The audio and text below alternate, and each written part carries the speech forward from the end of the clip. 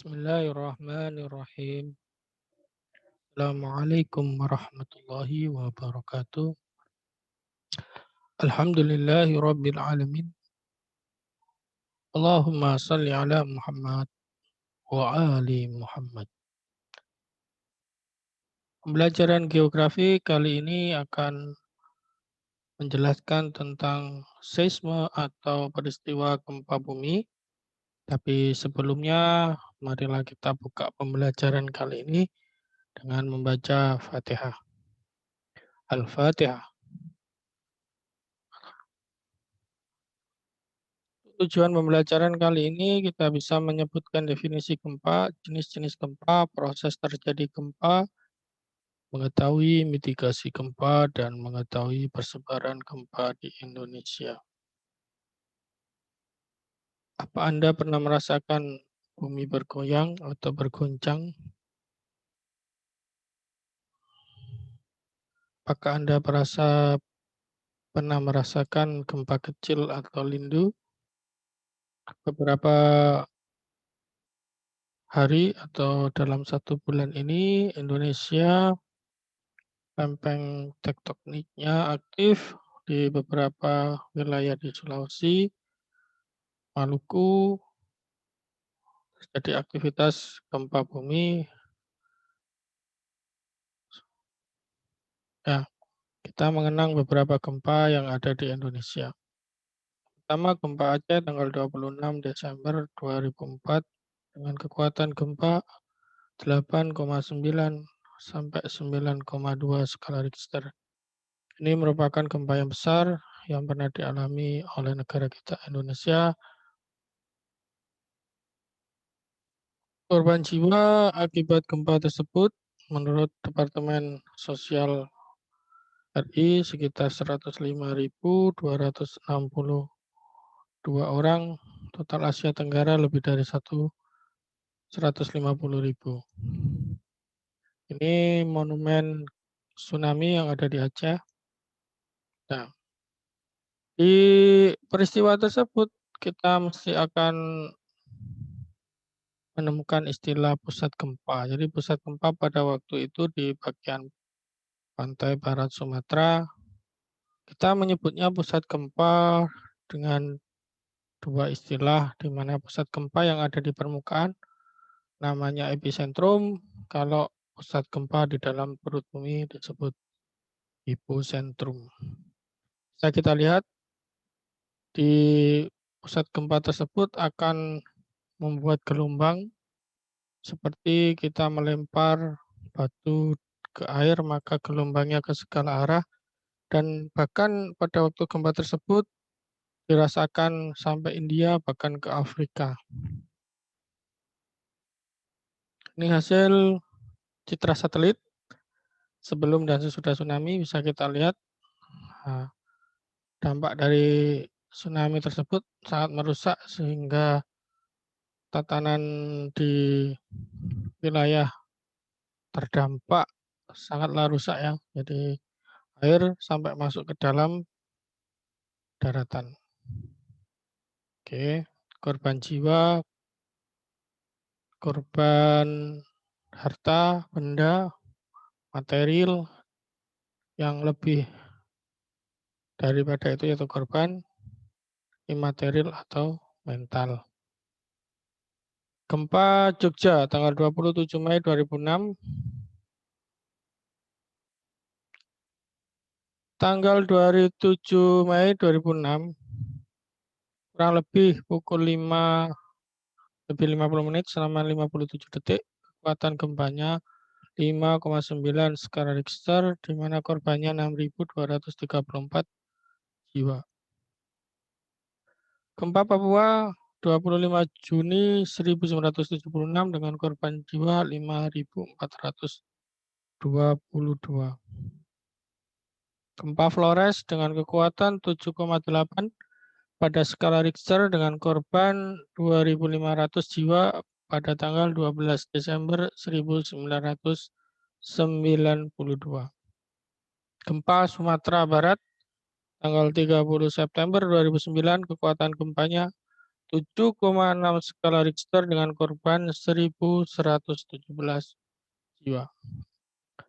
Jadi gempa merupakan atau seisme ini merupakan gejala yang unpredictable, cuma bisa diperkirakan daerah-daerah mana yang rawan gempa, di mana daerah tersebut adalah daerah perbatasan lempeng. Nah, bisa kita lihat bahwasanya Indonesia itu berada di 3 lempeng utama dunia, yaitu lempeng Eurasia di sebelah utara, lempeng Indo-Australia di sebelah selatan, dan lempeng Pasifik di sebelah timur. Maka bisa kita lihat titik-titik gempa yang pernah terjadi. Nah, Kalimantan ada, cuma gempanya tidak terlalu banyak. Dan kemungkinan gempanya adalah gempa akibat patahan ataupun yang lainnya.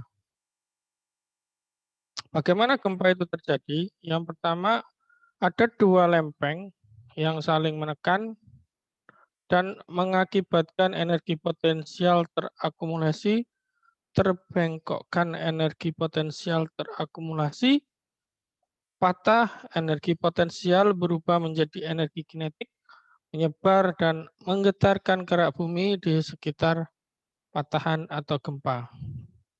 Bisa jadi karena pergeseran juga, sehingga menyebabkan adanya tekanan yang menyebabkan gempa.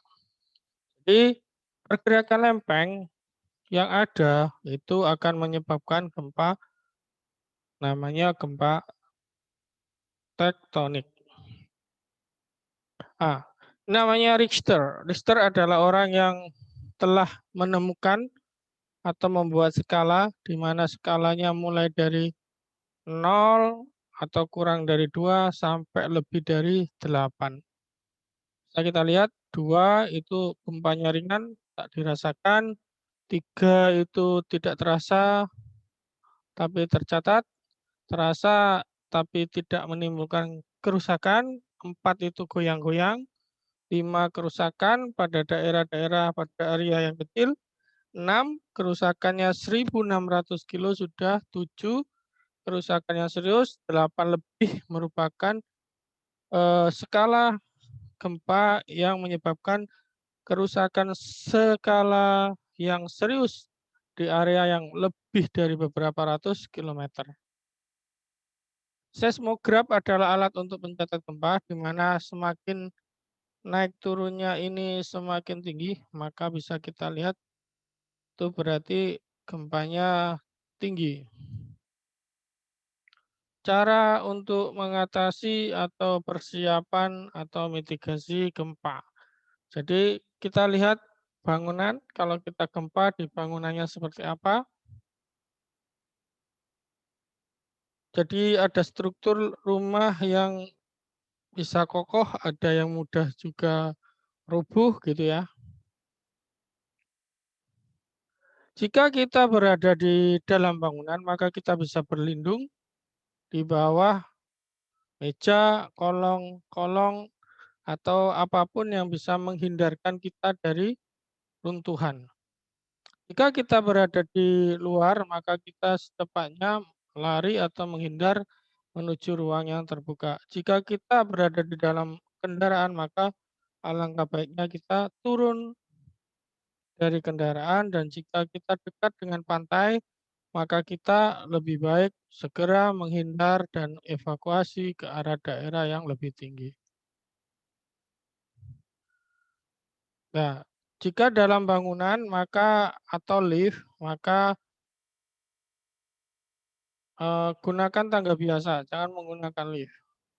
Jika kalau sedang memasak secepatnya dimatikan, semua listrik dimatikan biar tidak terjadi konsleting atau arus pendek.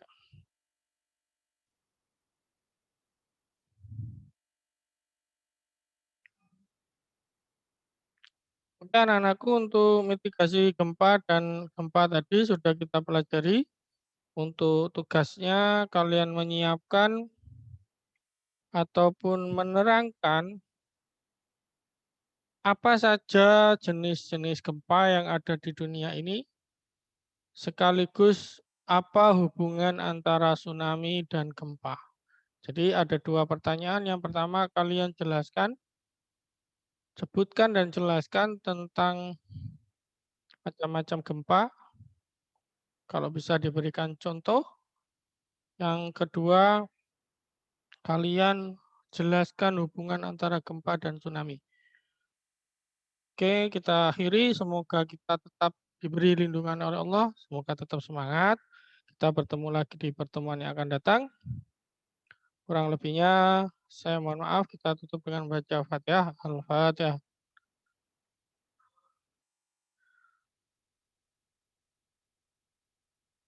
Assalamualaikum warahmatullahi